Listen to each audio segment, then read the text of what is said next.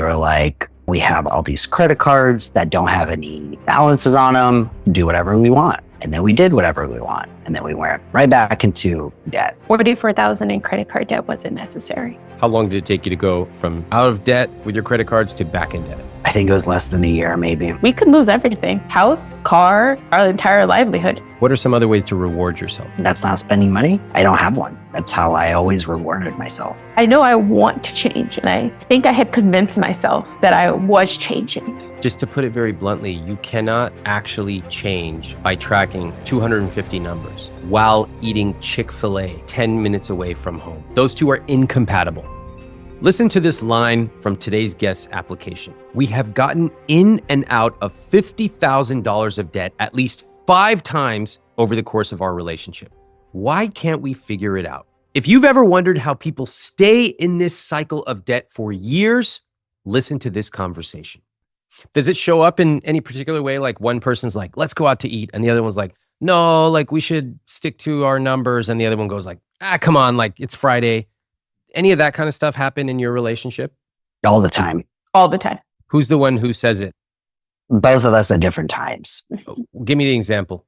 So we'd be on a budget. We're not buying new clothes or anything. And Gabby, for example, she's like, let's go to the mall. Like, oh, we're just going to look around. I'm not going to buy anything. Of course, she walks right into her favorite store, Anthropologie, and is like, oh, look, this looks cute. And I'm like, okay, yeah, it looks cute. And then, oh, but this looks cute too. I'm like, oh yeah, that looks great. Like, you should definitely get it.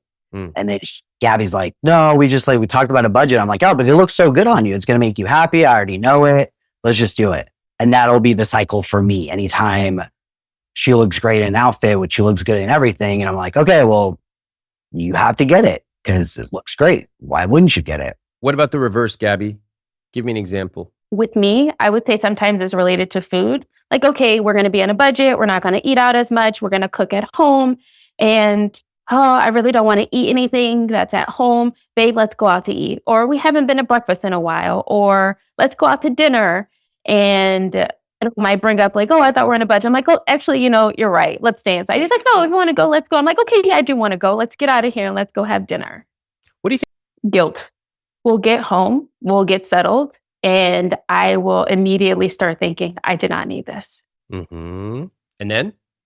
And then Otto will swoop in and say, no, you should. I'm glad you got it. You looked great. It's going to make you happy. You should keep it. 80% of the time, it'll make me feel better. And I will keep the item and we will go on with life. Otto, in your application, you wrote, we've gotten into debt and out of debt at least 5 times, and now we are back in debt. If you had to describe how that happened in one sentence, what would you say? We never told ourselves no. Got it. And hearing yourself say that out loud, how does that feel? Regretful? Now, in the moment, great. Okay. When you are living in the moment, what feels good about it? Give me an example. One of the things I think of is us living in the moment is when we traveled to Europe 2 years ago. We were in Switzerland and went to an amazing spa that cost, I think, $1,000 a person. And it was luxurious and calming and relaxing and everything that we needed. Mm-hmm. And that felt good. Really good. So when I say I don't regret, it's moments like that. The moments I do regret is going to Target and dropping $200-$300 and not having anything to associate that with the money, if that makes sense. How do you decide when you're going to Target or when you're going to a Swiss spa if you can afford it? Wow, both smiling. Okay. Sorry. What's the answer? We don't. We just do it. Mm-hmm. And then we figure it out later, is what historically has happened. Do you figure it out? I mean, it gets paid. Does? One way or another. How did that Swiss spa get paid for? So that was earlier in the trip, so we still had the budget for that. It was things later in the trip that caused us to go over budget. And then when we got home, we were a little bit tight for a month or two because we had overspent on our trip. How did you make it up when you got back home? Working extra. Yeah. Both of you? I think at the time it was mainly auto. So I work traditional 9 to 5, and he has more of a traditional RN 12 and a half hour schedule. So he had the ability to pick up more within a week's time frame. So was it worth it to you, Otto? Like when you were working the extra shifts a month later, were you like, yeah, I'm fine with this because we had that beautiful spa experience? Or were you like, I don't like this? When it's to repay or remake up something like that, no, I don't regret it at all. I would do it any day. But when it's to repay things like random little trips, like we went to Target and spent $500 on new bedding because it was the big beginning of the pandemic and we didn't know what to do. We were just inside the house and I'm like, oh, I want to make it look better. So we went to Target and spent a bunch of money. Those things, yeah, I regret it. I don't want to work extra for those. But going to Hawaii, on any trip that like we make memories, I don't regret it any bit. And the dance continues at a different date at a different time. Beautiful. You see what I'm doing with my fingers here? It's the dance. Beautiful. We love dancing. I mean, I always feel like after that situation, we always have like an outsider looking in type of realization, but we forget. It's like, okay, well, it's already spent. We'll just move on. We'll make better decisions next time. And then we don't, and then we don't, and then we don't. And then here we are talking to you about it. We just do it. Mm-hmm. And then we figure it out later. Gabby, what do you think hearing this dance? That it's a cycle I'd like to break because it's not sustainable. Would you though? Candidly, the dance sounds great to me. What's the problem? It actually sounds quite nice to me. We have different priorities now that we have a kid. That's my main thing, is that we have different priorities. How old is your kid? She's 21 months. 20 months. Okay. Gabby, is that your answer? Because what do you, like I said, it sounds good to me. No, that's not the only answer. I am tired of this dance because that has cost us thousands of dollars. Wow, you told me that you figure it out when you get home. Otto works extra. He doesn't really resent it except when you spend extra at Target or things that are not particularly memorable. It costs us monetarily and it costs us having quality time as a family because we have to work and make it up and pay for it. Now, every time you have paid off your debt, you've gotten right back into debt. Why is it going to be any different this time? Jason and Katie are a young couple in the Midwest with a baby, an SUV, and a big house. Isn't this the American dream? But behind closed doors, their money is crushing them. They've been married for a decade, and for all 10 years, they've been stuck in a cycle of debt. They fiddle around with their numbers, but nothing really seems to change.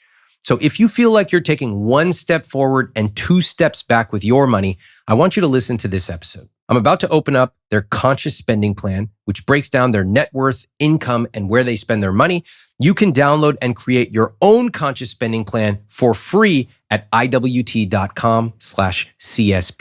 It definitely started with student loans. I left college in 2010 with about 120K in loans from an art school. My whole life since then has just been paying out that debt towards something. And then as our income grew, and I feel like we're kind of like, it can fit. The monthly payment can fit, and we just kind of like kept adding things on as we paid things off. What do you mean specifically adding what on? Adding debt, getting it. What? I don't know, going and getting some furniture and getting a credit line at a furniture store. It's just all these like little things that are taking away from that cash flow. Mm-hmm. And we don't think about it as cash flow. We thought about it as, well, we can afford the minimum, And so, and that's kind of what got us here, is like, oh, we can keep affording the minimum until you're just like stuck in a hole and you're trying to dig yourself out. Yeah. So in 2020, we fully finished paying off his student loans, which was 120K. Great. How'd you feel about that? That felt amazing. Yeah. We were in a 1-bedroom apartment. We were throwing everything we had at our debt, but then we were in a 1-bedroom apartment working from home, and we were itching to buy a house. Why? Because we wanted to start a family. What does the two have to do with each other? I'm confused. Well, I guess we wanted more space in order to raise our child. Okay, so you're like we got to buy a house. We're ready to start a family. We need more space. Okay. So did you? Yep. Yeah. So we were essentially debt free. Then we bought a house in October of 2020. And, we knew that we could afford it as far as our combined income. But then we had a large house and wanted to get furniture. Basically, that's what he was referring to, is we wanted to get furniture to How large? Too large. 2,900 square feet. I know, coming from New York, I'm sure. Why did you do that? Just tell me. 2,900 square feet. Why? Well, the house is beautiful for one. Like, we walked in and we were like, we had rose-colored glasses. We were just like starstruck by this house. And I think we originally wanted 4 bedrooms or something. I can't remember what our list was, but we wanted a lot. And for a starter house, it probably wasn't the best idea. Okay. So you got a almost 3,000 square foot house for the two of you. But you could fit it, financially speaking, you could afford it. Yeah. Okay. So you got it. Then the furniture, you need to fill the house. How much did the furniture cost in total? Oh man, probably 15,000. Are you sure? I mean, yeah, we got a new bed. We did a bed. We did couches. We did chairs. I mean, yeah, 20,000, I would say. Okay. All right. So had you planned for that when you were evaluating the price of the house? No. Okay. All right. So that's where you took out a line of credit to get the furniture. Is that right?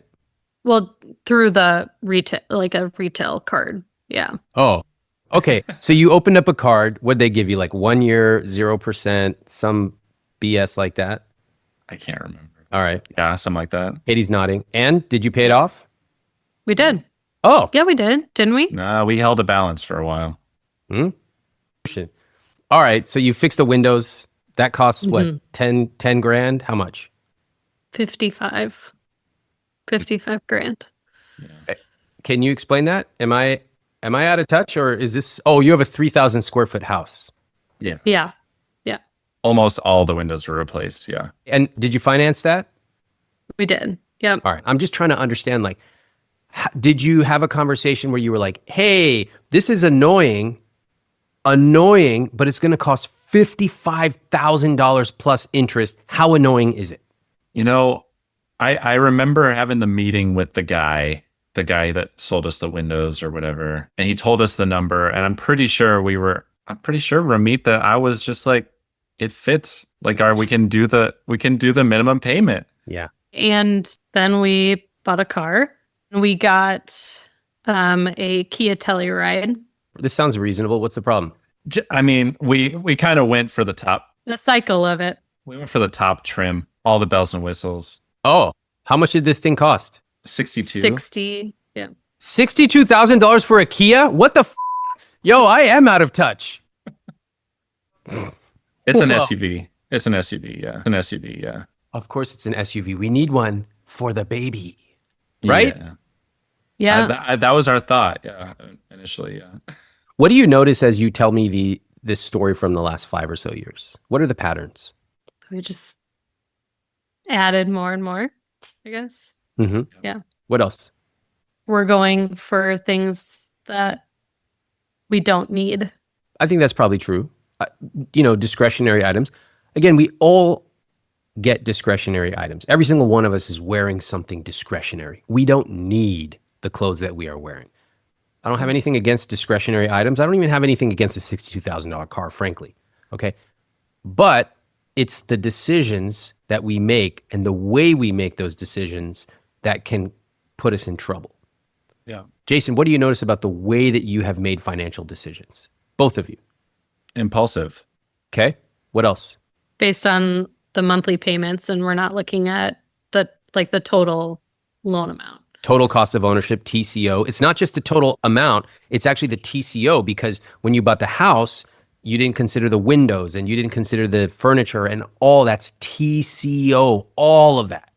Had you known that, that's really tight. That's literally just a basic emergency fund. Your emergency fund wouldn't last you even a week.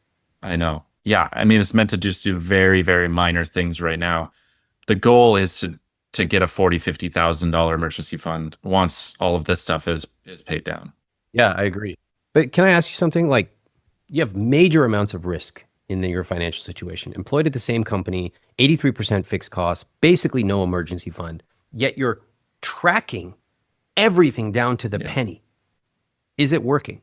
The tracking right now is working to make sure that we stay on target with paying off our debt, but it's not working as far as building something because everything is going out. Building a savings. So you're like tracking extremely intentionally. I find this with a lot of people who love budgets. All right? I find this with a lot of people who are in the frugality community. They're really proud of their ability to track. They're really good at tracking. But by tracking every single number very, very carefully, they actually do not zoom out and look at the big picture. Like, I could be tracking myself into doom. Is it working? The answer surely is no. If I'm tracking myself into having less than a week's worth of an emergency fund, this is not working. I don't care if you know the price of freaking apples. You have no emergency fund. That's not working. Yeah. What do you think of that? Well, I think we have done like a projection plan to like see what it would look like once we're debt free again. Okay. Like the plan is to be debt free by March, April of next year. And then we kind of did a projection to kind of see, how much catch up we need to do as far as investments. And how quickly we can build that emergency fund. Yeah. And what was the answer? I think we could probably build that emergency fund in a year and a half once our debt is gone. Okay. How'd you feel about that? It feels fine, but it's still going to mean that the cash flow is Still tied up by this emergency fund, but at least it's going positive and not negative. What about the behavioral part of it? Every time you have paid off your debt, you've gotten right back into debt. Why is it going to be any different this time? It's going to be. It has to be. It has to be. I hate to say it, but that was probably the least convincing answer I've ever heard. It's going to be, it has to be. I'm like, okay, how? Yeah. We're really trying to change our habits. Tell me. Around it. We haven't taken any big debts out in the past few years. Like all this stuff, like I said, is our past demons that we're paying down, barring the backyard construction. Okay. Can you guys stop using the word cash flow? Sorry. No, it's not. It's not the word. It's people who use the word cash flow throw off major red flags. Major. Let me tell you why I'm saying this. The idea that you are using with cash flow is as long as we have money coming in, then we have cash flow so that we can spend it. You treating it like, money is a river and we have some extra water coming in, let's divert it and use the water. The whole concept of cash flow, which I can tell you've been inculcated with, is in some ways helpful. You should know how much cash you have coming in and out. Yes. But people who use the word cash flow as much as you, especially you, Jason, they tend to not focus on net worth. They tend to not look for long-term investments, savings, or even spending on big stuff in the future, like a really nice house or vacation or whatever it is they love.